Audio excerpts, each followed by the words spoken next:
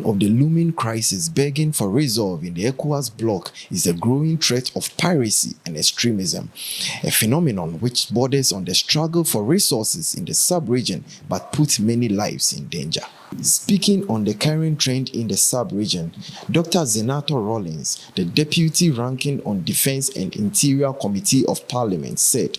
"Few years back, the issue of piracy was the Horn of Africa and seems far away, but statistics on maritime crime last year indicates that 90% of crime was in the Gulf of Guinea." But now, if you look at the statistics of maritime crime, over 90% of the crime that occurred in the last year was in the Gulf of Guinea, which tells us that the trend that we were seeing before has definitely changed. Now, we must bear in mind that a huge amount of our oil reserves in terms of the West African sub-region are located in this particular zone where we're seeing a lot of piracy occur. And you have a lot of movement, commercial ships as well as other movement in the sub-region, which makes it a very, very important area for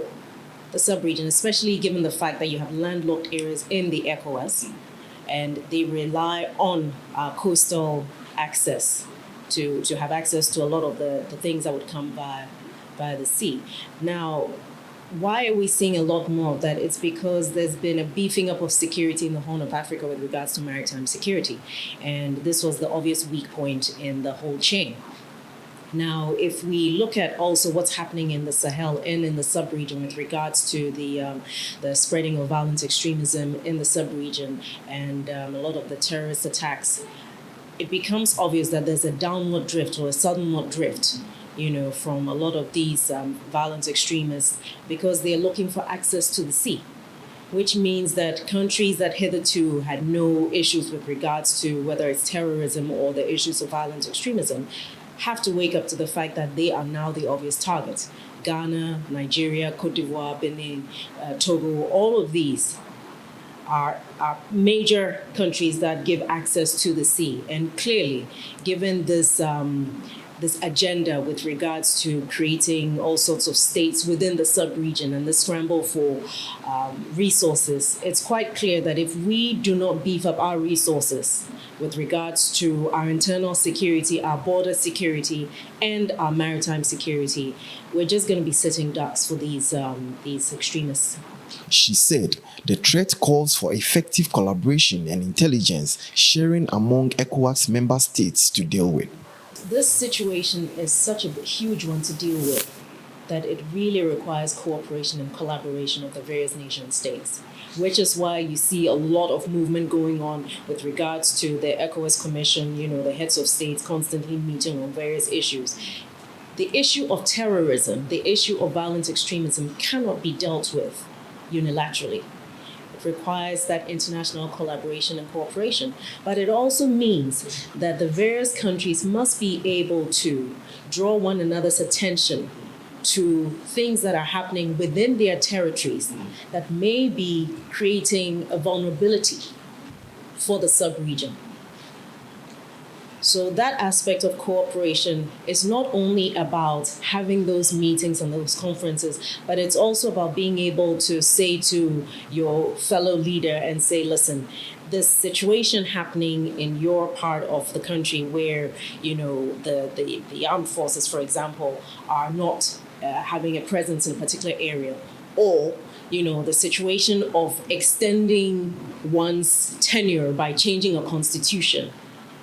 could perhaps cause an uprising or could perhaps cause instability. Some of these things that normally one does not like to talk about, but are some of the factors that are leading to the gaps within our sub-region, have to be addressed and have to be taken seriously, because it defeats the purpose of having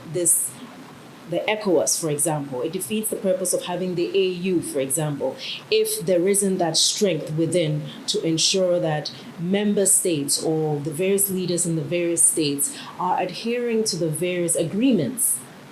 for the betterment of the people.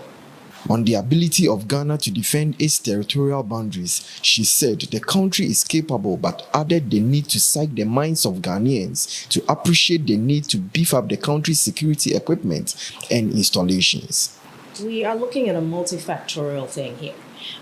To start with, as Ghanaians, in our psyche, it is very alien to people in Ghana to consider a huge budget towards the defense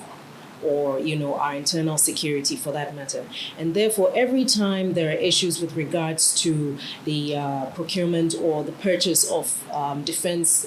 equipment, for example, there's always a public outcry because we take our peace in this country for granted, and we take it for granted that it's never happened, it's not going to happen. But that's not a luxury that we can afford to have anymore, given the reality of what is happening, given the fact that we have so many attacks that have happened very close to our border in the surrounding countries, where you have,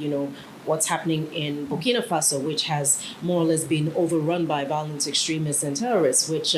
means that the advancement agenda is happening. And yes, it has come to the committee many times. Every time there's a discussion, and